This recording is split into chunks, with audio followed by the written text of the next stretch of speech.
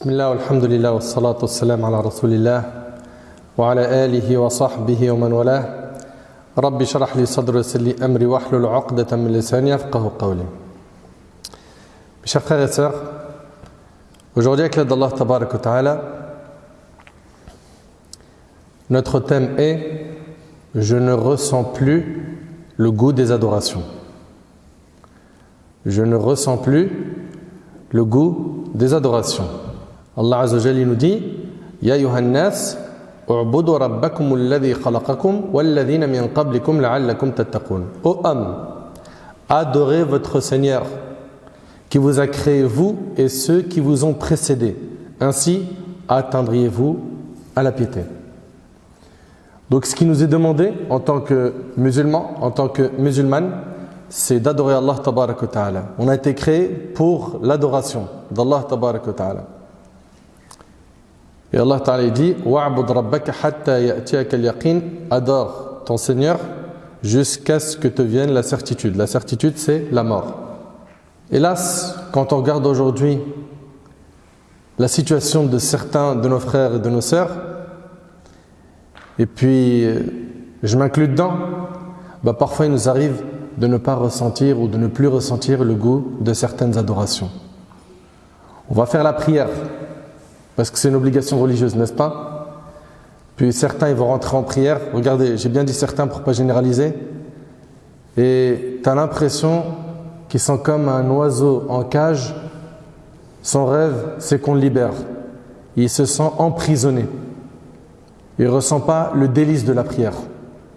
Il ne se sent pas apaisé pendant qu'il prie.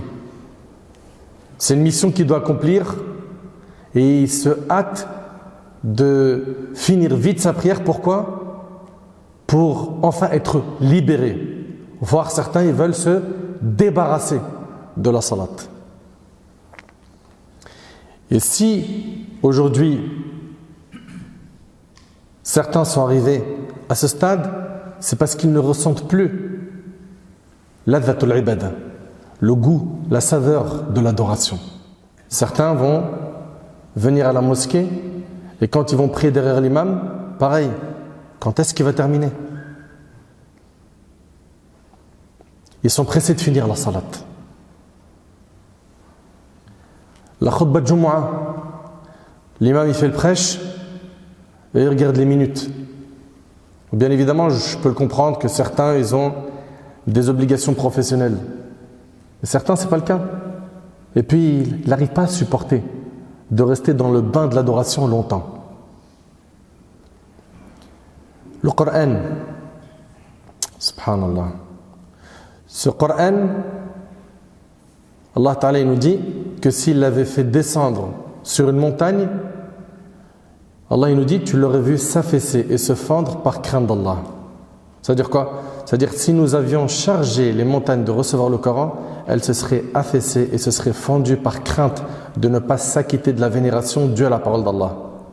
Ceci est un blâme adressé à l'homme auquel il a été révélé, mais ce dernier le méprise et se détourne de lui et de ce qu'il contient comme exhortation comme s'il ne l'avait jamais entendu. Ça c'est ce que dit l'imam Tabari rahimahullah dans son tafsir.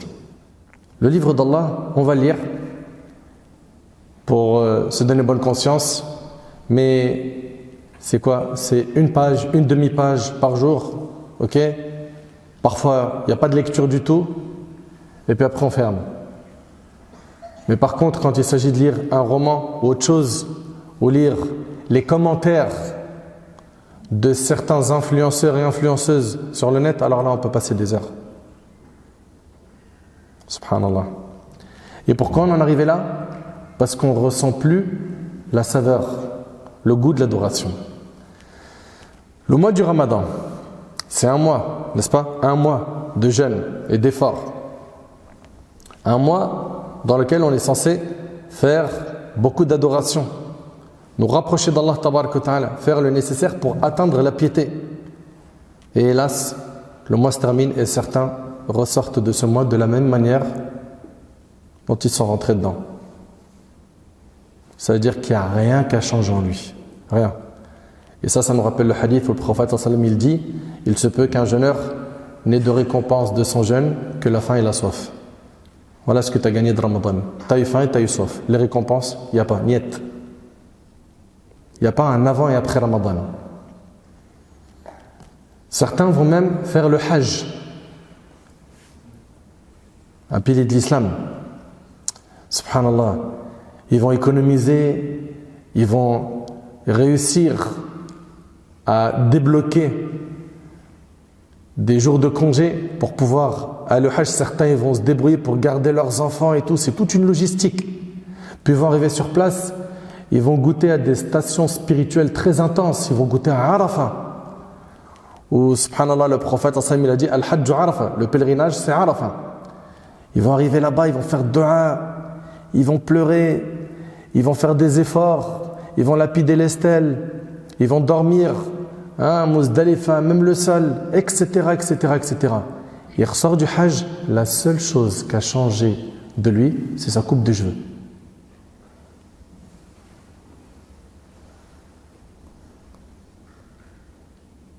C'est terrible. C'est terrible. L'évocation d'Allah, le dhikr. Le dhikr, il y en a, ils ne savent même pas ce que c'est. Le fait de dire Subhanallah, Alhamdulillah, La ilaha illallah, Allahu Akbar, Astaghfirullah, La hawla wa la quwwata illa billah. Chacune de ces formules a énormément de mérite. Vous voulez tous venir le jour du jugement avec la balance des bonnes actions lourde, oui ou non? Le prophète a dit Alhamdulillah, tamla'ul mizan. Alhamdulillah, ça remplit la balance de bonnes actions. Qu'est-ce qui t'empêche de dire régulièrement Alhamdulillah? Al-istighfar, le fait de multiplier la demande de pardon en disant Astaghfirullah. Mais subhanallah, tu gagnes énormément, Allah il te pardonne des péchés, Allah subhanahu wa ta'ala il te débloque des situations, Allah azza wa jal il va dissiper tes soucis, tout ça par l'istighfar. Il va t'accorder ton rizq, ta subsistance. J'arrive pas à me marier, j'arrive pas à trouver du travail. Akfir min al-istighfar. Multiplie l'istighfar, multiplie la prière sur le prophète sallam. C'est des moyens concrets de se rapprocher d'Allah et d'obtenir énormément de récompenses. Le prophète alayhi salatu wassalam, dans le hadith d'Abu Darda qui est rapporté par Tirmidhi, a dit: voulez-vous que je vous dise quelles sont vos meilleures œuvres, quelles sont celles qui sont les plus pures et les plus méritoires auprès de votre roi? Regardez ce qu'il dit alayhi salatu wassalam. Voulez-vous que je vous indique quelles sont vos meilleures œuvres, quelles sont celles qui sont les plus pures et les plus méritoires auprès de votre roi, celles qui élèvent le plus haut votre degré, celles qui vous rapportent plus de salaire que le don de votre or et de votre argent. Allahu Akbar. Il y a une adoration qui nous rapporte plus de récompenses que le don de notre or et notre argent, ou le fait d'aller à la rencontre de vos ennemis pour les combattre et le dire nous voulons bien. Il a dit c'est l'évocation d'Allah exalté. Dhikrullah.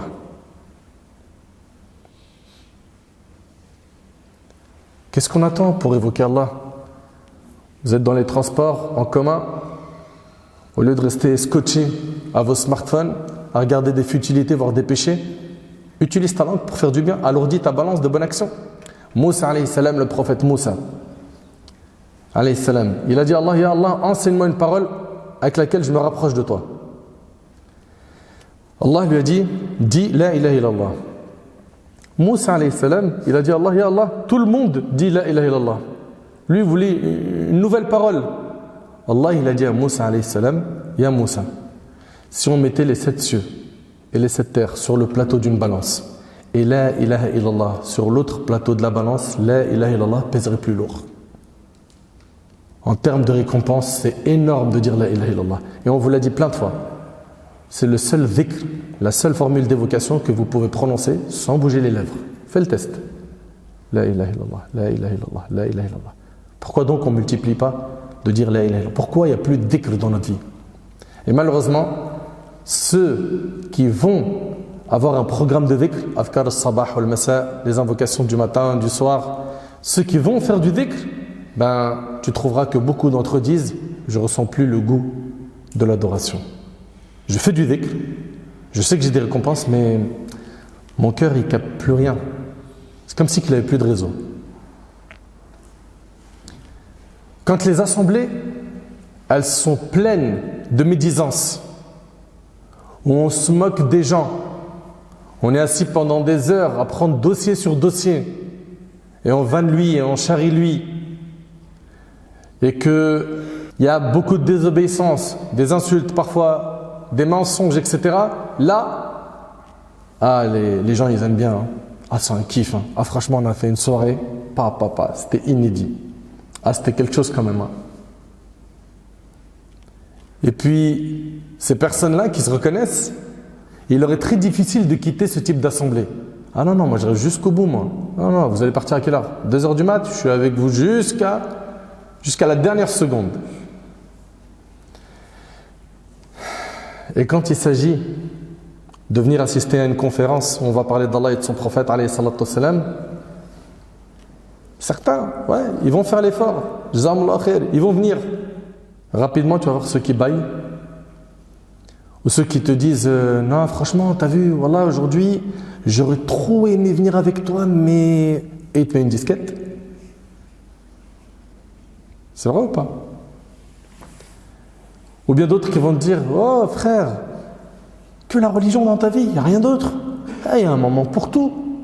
Ouais, on est d'accord avec toi, il y a un moment pour tout. Mais toi qui dis ça, est-ce que tu es crédible quand tu dis cette phrase? Il y a un moment de din réellement dans ta vie, un vrai moment pour la religion. On trouve aujourd'hui malheureusement aucune difficulté à rester des heures devant les écrans. Il y a des gens, leur temps d'écran par jour, c'est 6 heures, 7 heures. Je ne sais pas si tu imagines. Allahu Akbar. 6-7 heures d'écran. Parce que tu as vu sur TikTok, je suis un peu obligé de suivre l'actu. Ça t'apporte quoi? T'as vu au moins, tu connais, on est au courant, tu connais. J'écoute des phrases vraiment malades. Et Zama, il remplit vraiment une mission, tu vois. J'ai regardé les stories, je les ai finis sur Snap. Après, je suis parti faire un coucou sur Insta. Mais c'est les mêmes qu'il y a sur Snap. Mais c'est pas grave, des fois, il y a un rajout. Il y a des trucs en plus. Aucun problème à rester des heures à regarder les écrans, à suivre les matchs de foot. Et quand on entend l'adhan, quand on entend hayya ala salah, hayya ala al-falah, là malheureusement beaucoup de cœurs se crispent. Et on ressent tout de suite que il y a une prière à faire. C'est un fardeau.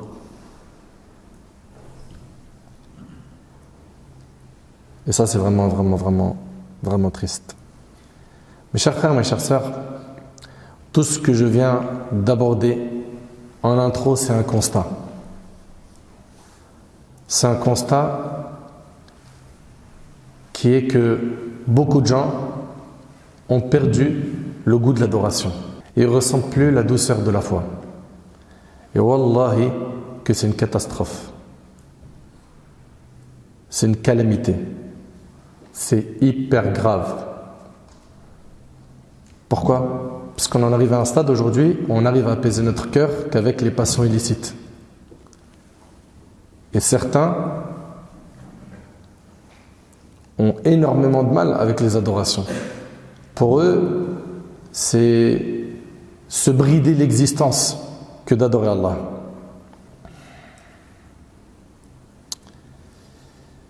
Mes chers frères, mes chères sœurs, ils sont réellement privés, j'ai bien dit privés, ceux qui n'ont pas goûté à la saveur de la ibada, de l'adoration, ceux qui n'ont pas encore goûté à la douceur de la foi. Ils sont énormément privés. Subhanallah, le prophète, alayhi salatu wassalam, il trouvait son repos et son apaisement dans l'adoration. Qu'est-ce qu'il disait à Bilal? Apaise-nous avec la prière au Bilal. Et il disait, la prunelle de mes yeux, c'était la prière. La chose qu'il aimait énormément, salat. Pourquoi est-ce qu'on n'a pas cette envie de prier, d'attacher nos cœurs de plus en plus aux mosquées, aux adorations de manière générale? Un parmi les pieux prédécesseurs, il disait, je n'ai pas terminé une prière sans avoir envie d'accomplir celle d'après. Vous entendez? Je n'ai pas terminé une prière sans avoir envie d'accomplir celle d'après. Allahu Akbar. Cheikh l'Islam Ibn Taymiyyah rahimahullah, il a dit, dans ce monde terrestre, il y a un jardin. Celui qui n'y est pas entré n'entrera pas dans le jardin de l'au-delà.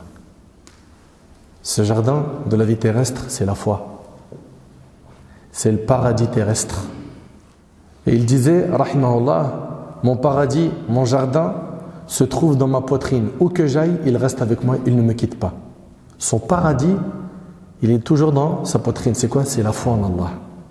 Ibn al-Qayyim, rahimahullah, il a dit, le véritable enfermé est celui dont le cœur a été enfermé par rapport à son pourvoyeur.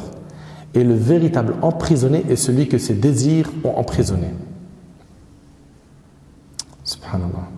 Un parmi les pieux prédécesseurs, il disait, les pauvres, les adeptes de la dunya, ils sortent de cette vie sans en goûter son plus grand délice. Écoute attentivement ce qu'il a dit. Il a dit, les pauvres, les adeptes de la dunya, ils sortent de cette vie sans en goûter son plus grand délice. On lui a dit, et quel est son plus grand délice? Il a dit, l'amour d'Allah. C'est le plus grand délice. Il a dit, l'amour d'Allah, sa compagnie, l'envie de le rencontrer, se diriger vers lui et se détourner de toute autre chose que lui. Allahu Akbar. Dans Hilyat al-Awliya, Ibrahim ibn Adham, rahimahullah, il a dit, écoutez bien s'il vous plaît, regardez cet homme parmi les pieux prédécesseurs, ce qu'il a dit. Il a dit, si les rois savaient la joie et le plaisir que nous ressentons en nos cœurs, ils tenteraient de nous enlever cela à la pointe de leur sabre. Allahu Akbar. Je répète, c'est hyper profond. Il a dit, si les rois savaient la joie et le plaisir que nous ressentons en nos cœurs, par quoi? Par quoi? Par la foi en Allah. Ils tenteraient de nous enlever cela, cette joie et ce plaisir, à la pointe de leur sabre. Allahu Akbar. Pourquoi est-ce qu'aujourd'hui, on a énormément de concurrence dans le faux et peu de concurrence dans quoi? Dans le bien. Dans le fait de faire des adorations. Ils sont aujourd'hui ces groupes de frères et de sœurs qui s'encouragent en s'appelant, en s'envoyant des messages à travers des groupes, que ce soit sur WhatsApp, Telegram, Snap ou autre, pour s'encourager, se motiver à mieux adorer Allah subhanahu wa ta'ala. Ils sont où? Malheureusement, ils sont devenus peu nombreux. Et à ceux qui sont encore accrochés au fait de s'encourager à faire des ibadat, qu'Allah subhanahu wa ta'ala vous élève en degré et vous récompense grandement. Vous êtes l'élite de la Ummah. Allah tabarak wa ta'ala, il vous a favorisé, il vous a choisi pour être proche de lui par le biais de ses ibadat. Mais on est où nous? Dans nos groupes WhatsApp, Telegram, etc. On discute de quoi? Ouais les gars, salam alaikum, c'est comment? Oh, rien, ça c'est option 1. Salam alaikum les gars, un petit 5, option 2. Option 3, on se voit quand pour manger? Option 4, qui a écouté le dernier son? Vous avez vu la dernière série Netflix ou pas encore? À quel moment il y a des encouragements pour lire plus de Coran, faire du dhikr, jeûner lundi et jeudi, faire des aumônes, aller visiter des malades, assister à une prière funéraire ou bien assister à une conférence? Pourquoi il n'y a plus ces concurrences dans le bien? Et subhanallah, même chez certains de nos frères qui, alhamdulillah, ils se sont repentis d'un passé sombre, ça ils sont dans le dîn. Tu les vois au niveau de la motivation, ils ne sont pas au point. Vous savez que celui qui vient tôt à la Jumu'ah, c'est comme si il avait sacrifié un chameau. Celui qui vient un petit peu après, c'est comme si il avait sacrifié pour Allah une vache, n'est-ce pas? Puis après, mouton. Puis après, une poule. Il y a des gens, mon frère, ils viennent, ils n'ont même pas la récompense d'un œuf. C'est-à-dire que lui, il a le temps avant la Jumu'ah, mais il attend la dernière seconde et il vient. Pourquoi tu ne viens pas plus tôt?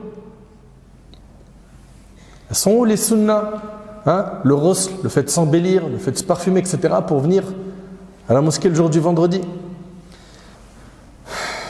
Même chez certains de nos frères et certaines de nos sœurs, qui, alhamdulillah, maintenant ils sont dans le din, tu vois que c'est pas encore au point. Pourquoi? Parce qu'on n'a plus le goût de l'adoration dans notre cœur. Et j'ai une question à vous poser. Pourquoi est-ce que la prière qu'on accomplit, elle ne nous écarte pas, elle ne nous éloigne pas du blâmable et de la turpitude? Alors qu'Allah Ta'ala dit Inna salata tanha anil fahsha'i wal munkar, n'est-ce pas? La prière préserve des turpitudes et du blâmable. Pourquoi notre prière aujourd'hui, elle ne nous préserve plus des turpitudes et du blâmable? Il va prier avec nous à la mosquée, il rentre, il ouvre son téléphone et il regarde du haram. Il écoute du haram. Pourquoi? Parce qu'il a accompli la prière, c'est vrai, mais ce n'est pas la prière qu'Allah Tabaraka Ta'ala attend de lui. C'est des gestes mécaniques, le cœur est absent. Vous avez vu depuis tout à l'heure, on est dans le constat, n'est-ce pas? Sans compter ceux qui, quand ils vont prier, ils prient hyper vite. Hyper vite. Elle est où la concentration pendant la prière? C'est vrai, tu as pris le dhuhr, c'est vrai, tu as pris l'asr, mais c'est quoi cette prière-là? Vous savez que de nos prières, on aura de récompense que les moments où on a été concentré. Que les moments où on était concentré. C'est-à-dire qu'il est possible pour certains qu'ils aient que le quart de la récompense de leur salat. D'autres, un sixième, d'autres, un huitième. D'autres, peut-être un dixième. C'est en fonction de ta concentration. C'est pour ça qu'il faut faire hyper attention à soigner nos adorations, à les rendre qualitatives. Allah Tabaraka Ta'ala, il a dit wa aqimis salata li dhikri, accomplis la prière afin de me mentionner. Et quand on pense vraiment à Allah Subhanahu wa Ta'ala en prière et qu'on n'est pas en train de penser à autre chose, c'est là que la prière devient qualitative. Mais regardez-nous aujourd'hui, Allahu Akbar, il pense aux factures, à ses potes, aux applications, aux réseaux sociaux, aux sorties, à ses soucis, à ce qu'il a perdu. Des fois, il rentre en prière et ce qu'il a perdu, subhanallah, dès que je rentre en prière, j'arrive à me rappeler où j'avais perdu telle et telle chose. Mais à quel moment tu te concentres dans ta ibadah, dans ton adoration?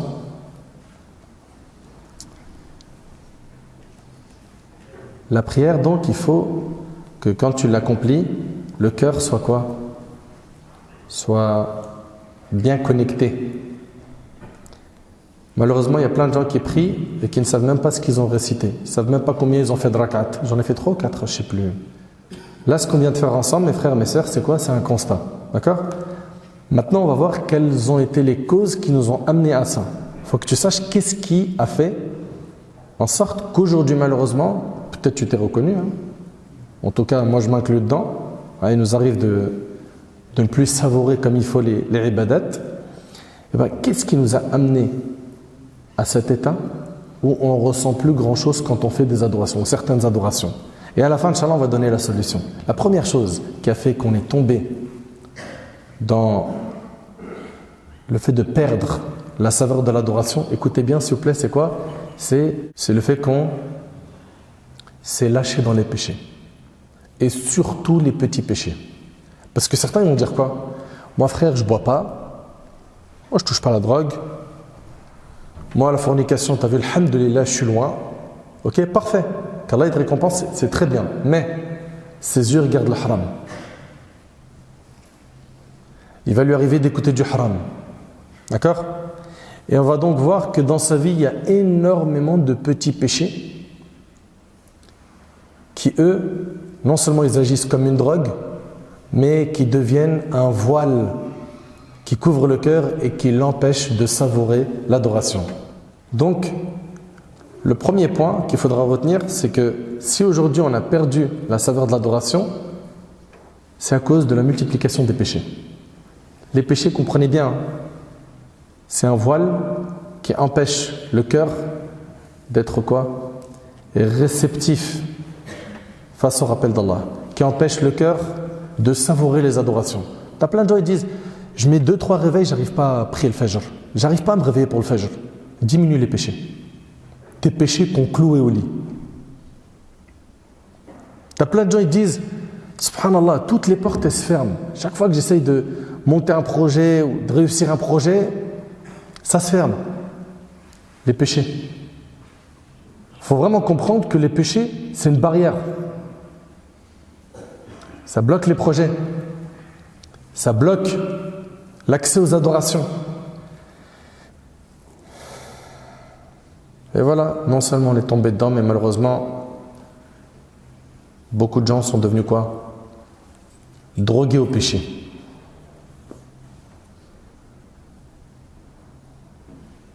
Allah Ta'ala il dit وَمَا أَصَابَكُم مِّن مُّصِيبَةٍ فَبِمَا كَسَبَتْ أَيْدِيكُمْ وَيَعْفُ عَنْ كَثِيرٍ. Tout malheur qui vous atteint est dû à ce que vos mains ont acquis. Et il pardonne beaucoup. Il faut réaliser une chose, l'équipe, c'est que perdre le goût de l'adoration, c'est quelque chose de terrible. Pourquoi? Parce que c'est un indicateur que ton cœur a durci. C'est terrible.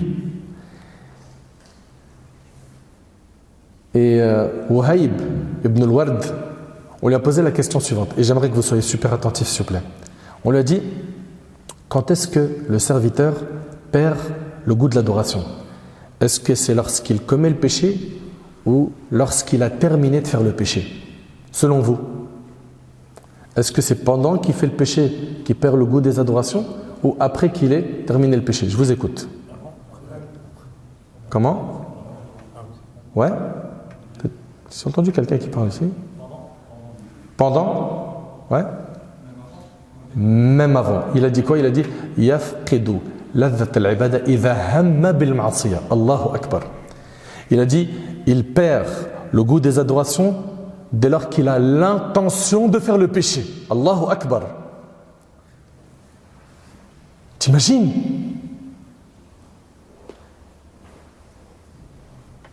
Subhanallah.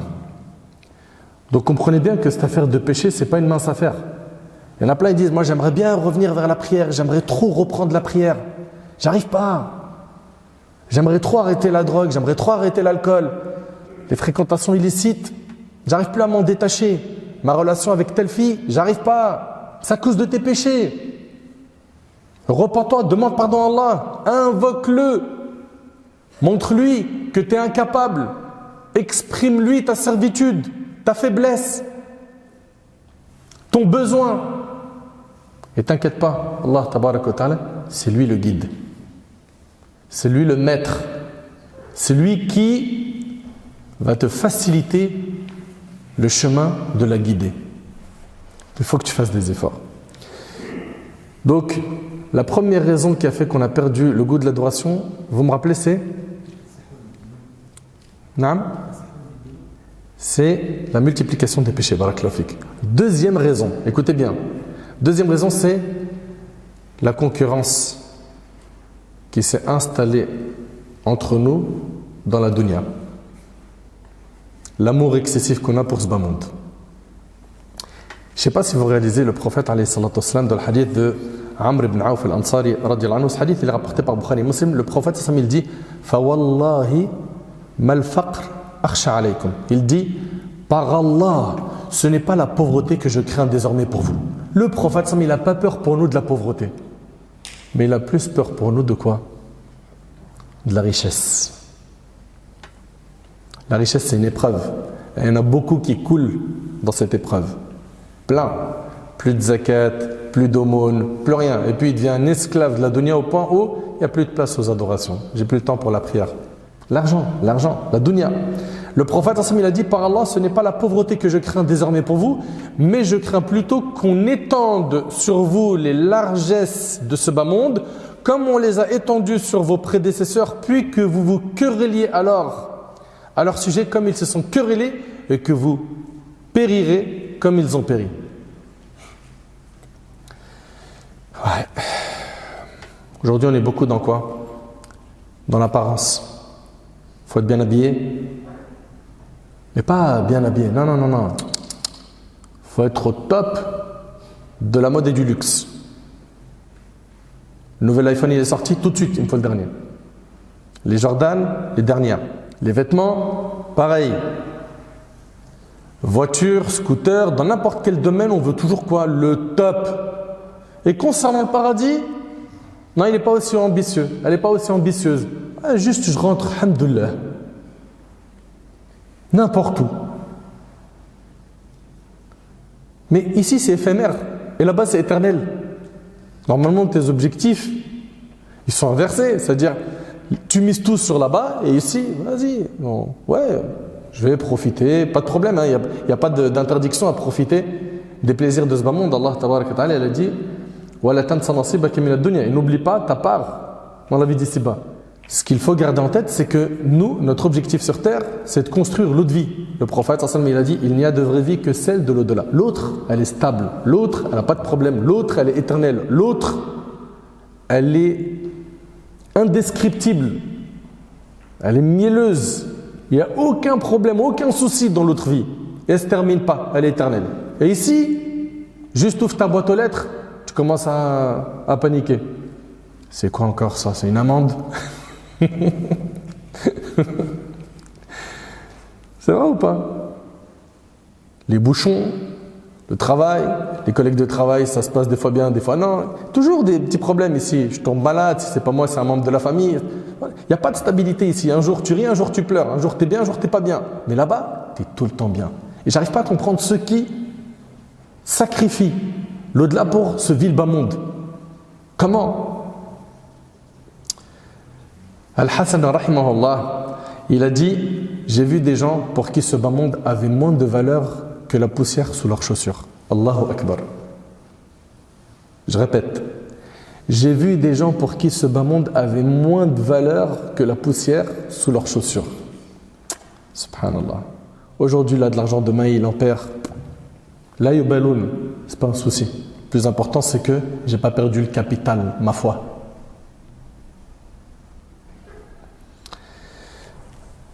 Donc on a dit qu'aujourd'hui on ne ressent plus le goût des adorations pour plusieurs raisons. La première, la multiplication des péchés, surtout les petits. 2, l'amour qu'on a pour cette dunya. 3, le fait qu'on s'est détourné du dhikr d'Allah. Le dhikr, le rappel d'Allah, la lecture du Coran. Ah, laisse tomber.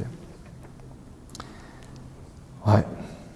On s'est détourné du dhikr, du rappel d'Allah, les assises de rappel comme celle-là, jusqu'à ce que les cœurs sont devenus durs, jusqu'à ce qu'on est devenu insouciant.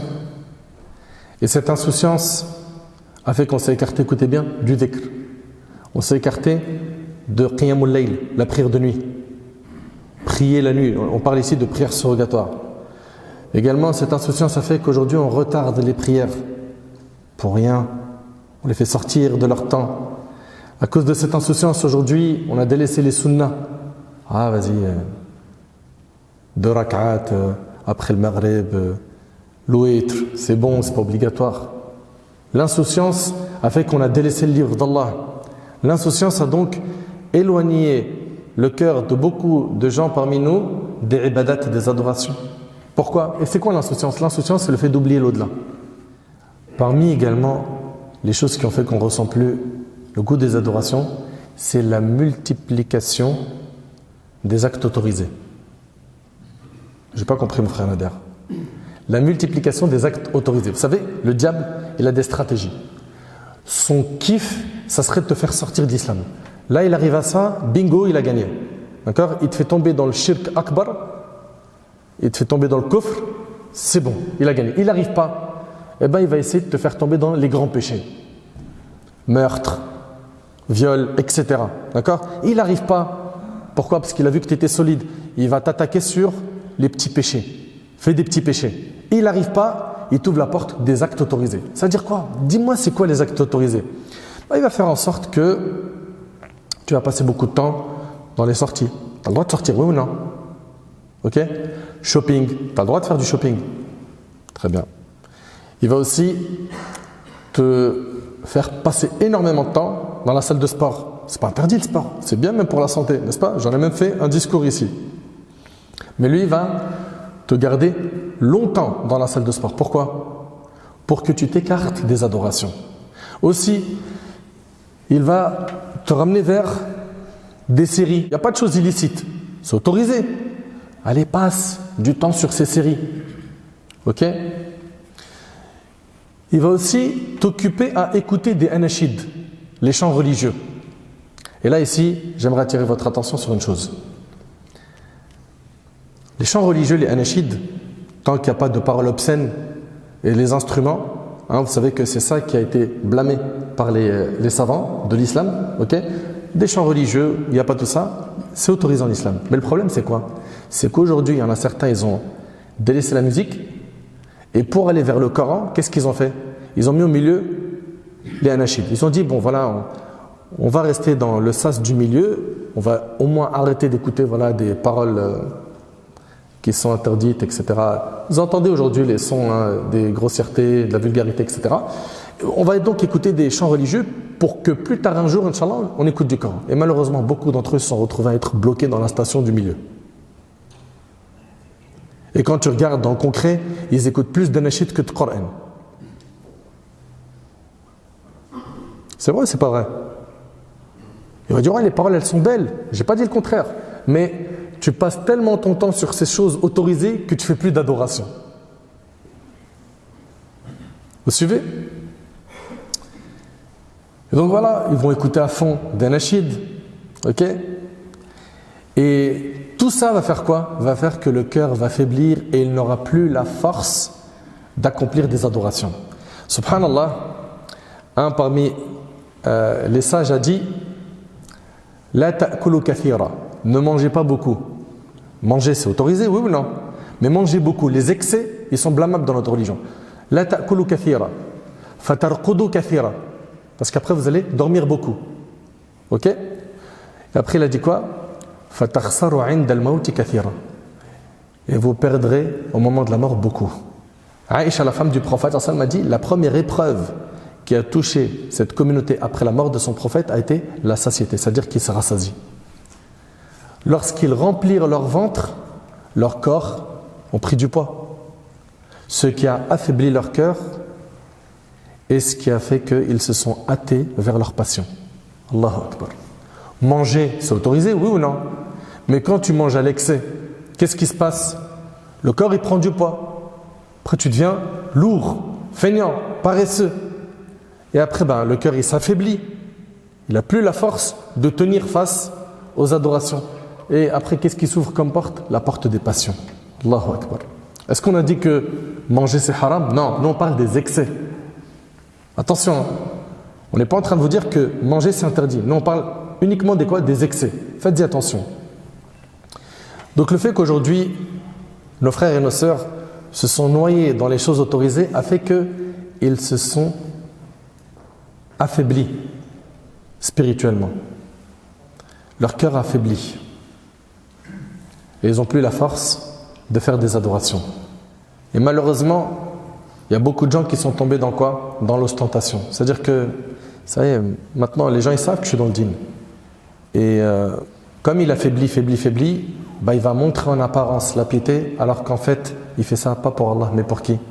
Pour les gens. Et le prophète, il a dit, certes, un homme peut œuvrer des actes des gens du paradis, c'est-à-dire il fait des bonnes actions, dans ce qui apparaît aux gens, alors qu'il fait partie des gens du feu. Et le hadith il est rapporté par Muslim. Et cela concerne la personne qui œuvre dans le bien par ostentation et dont l'intention n'est pas sincère pour Allah.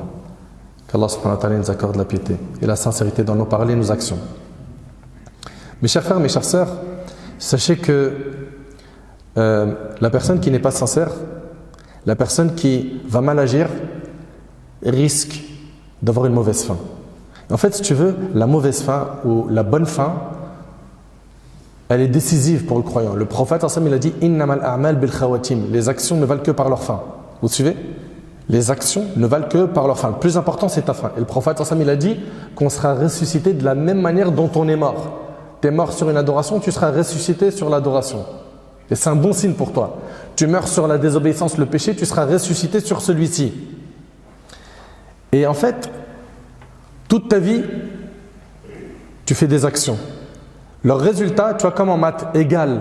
Il y a le résultat, le égal résultat, il est en fonction de tout ce que tu as additionné dans ta vie. Si tes calculs étaient bons, eh ben, tu auras une bonne fin. Si dans ta vie, tu as fait des mauvais calculs et tu t'es noyé dans le haram, tu auras une mauvaise fin. Et toute personne qui a eu une mauvaise fin, c'est parce que malheureusement son parcours dans sa vie était quoi? Était pas clean. Pourquoi? Parce que son cœur était fatigué. Pourquoi?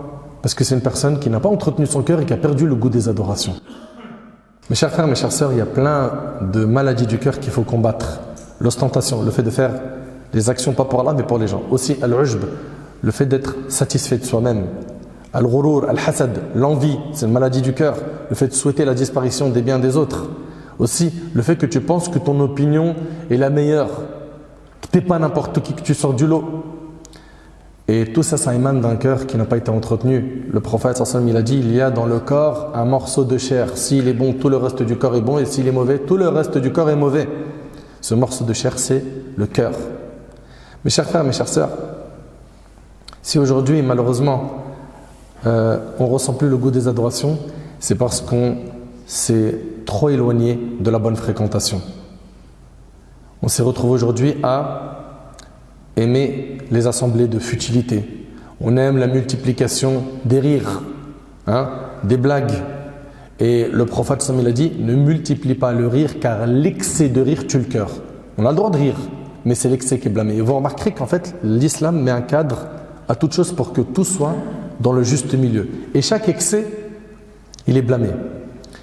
S'éloigner d'Allah, ça fait durcir le cœur. Et un parmi nos anciens, il a dit, Allah n'a pas puni le serviteur par une punition plus grande que la dureté du cœur. Allahu Akbar.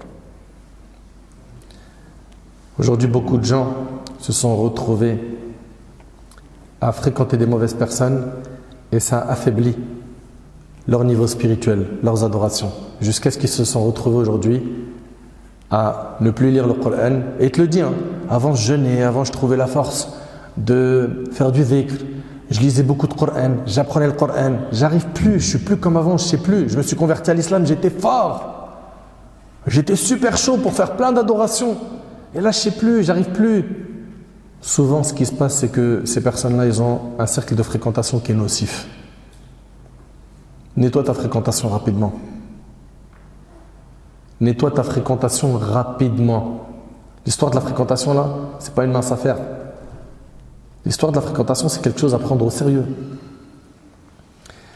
Et une bonne fréquentation, c'est quelqu'un qui est meilleur que toi, quelqu'un qui va te tirer vers le haut, quelqu'un qui va toujours t'encourager à faire le bien. Et subhanallah, regardez, les compagnons du prophète, alayhi salatu wassalam, ils disaient, venez qu'on augmente notre foi. Vous voyez, ils s'encourageaient à faire le bien. Nous, on est où, nous, dans l'encouragement de faire le bien? Aussi, parmi les choses qui ont fait que on a perdu le goût de l'adoration, c'est le fait qu'on a oublié la mort, qu'on a oublié l'obscurité de la tombe, qu'on a oublié le jour du jugement et ses supplices, qu'on ne pense plus au paradis et ses délices et à l'enfer et ses supplices. Le fait d'avoir oublié tout ça a affaibli le cœur.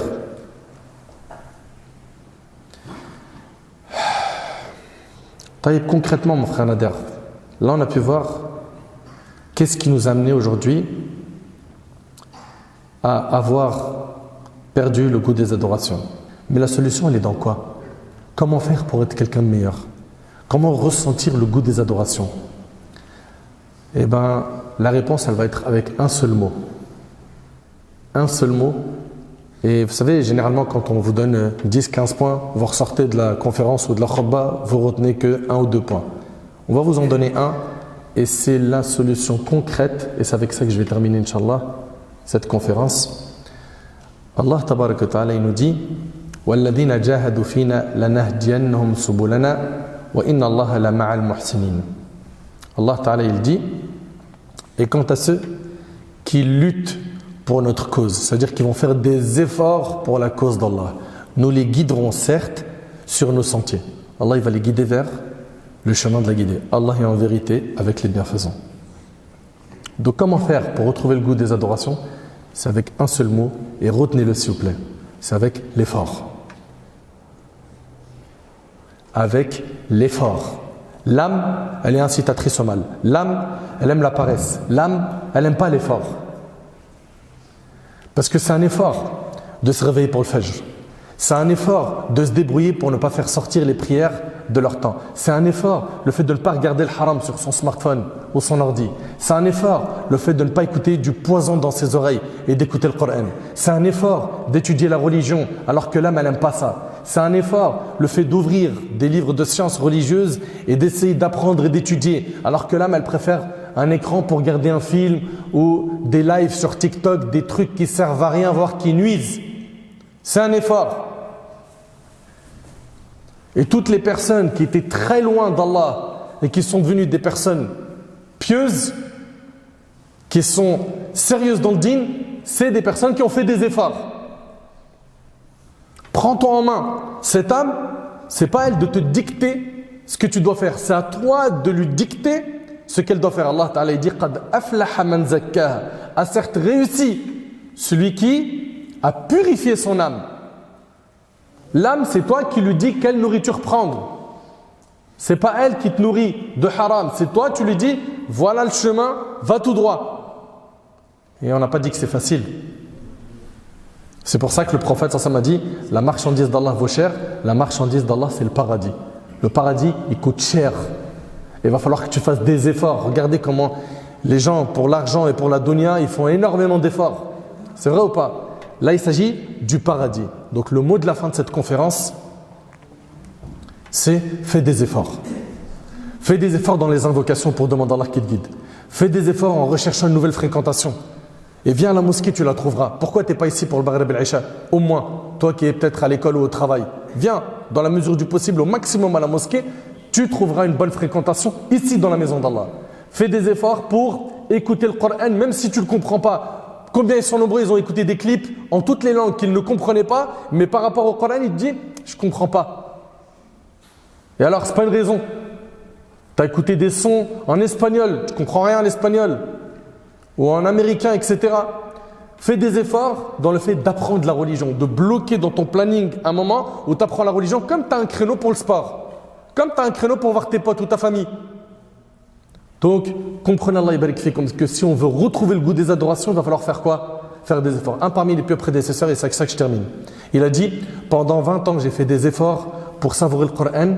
20 ans après, j'ai fait que de savourer le Coran. Ça a pris du temps. Il y en a plein, ils disent, je lis le Coran, ça me touche pas encore ou ça me fait pas d'effet. Fais des efforts, ça va venir. L'effort fera que, au début, ce que tu as fait avec difficulté, tu le feras plus tard avec facilité et tu pourras plus t'en passer parce que ça sera le délice de ta vie. L'effort fera que ta foi va augmenter et comme vous le savez, les bonnes actions, elles augmentent la foi et les mauvaises diminuent la foi. J'implore Allah tabaraka wa ta'ala de me faciliter ainsi qu'à vous de retrouver le goût des adorations. J'implore Allah tabaraka wa ta'ala de nous aider, de nous réformer. J'implore Allah subhanahu wa ta'ala de me faciliter ainsi qu'à vous de cheminer avec constance vers notre Seigneur. J'implore Allah tabaraka wa ta'ala de nous accorder la sincérité et la piété. J'implore Allah tabaraka wa ta'ala de nous accorder surtout une bonne fin. Qu'Allah tabaraka wa ta'ala nous accorde une bonne fin et qu'Allah subhanahu wa ta'ala nous ressuscite en compagnie de notre bien-aimé et qui nous accorde al-firdaws al-a'la. Sallallahu subhanahu wa ta'ala yanfa'an bima qultum yanfa'akum bima sami'tum. Hadha ma a'lam wallahu azza wa jalla a'la wa a'lam. Subhanaka Allahumma bihamdik. Ashhadu an la ilaha illa ant astaghfiruka wa atubu ilayk.